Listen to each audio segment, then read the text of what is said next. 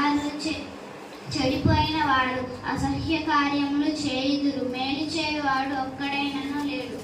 వివేకము కలిగి దేవుని వెతుకువారు కాదేమో అని యెహోవా ఆకాశం నుండి చూసి నరులను పరిశీలించును. వారందరూ దారి తొలగి బొత్తిగా చెడి ఉన్నారు, మేలు చేయువారు ఎవరైనను లేరు, ఒక్కడైనను లేడు. యెహోవాకు ప్రార్థన చేయక ఆహారం తిన్నున్నట్టు నా ప్రజలను తిరుగుచు పాపం చేయ వారందరికీ నీకు తెలివి లేదా? పాపం చేయవారు బహుగా భయపడుదురు. ఎందుకనగా దేవుడు నీతిమంతుల సంతానము పక్షమున నుండును.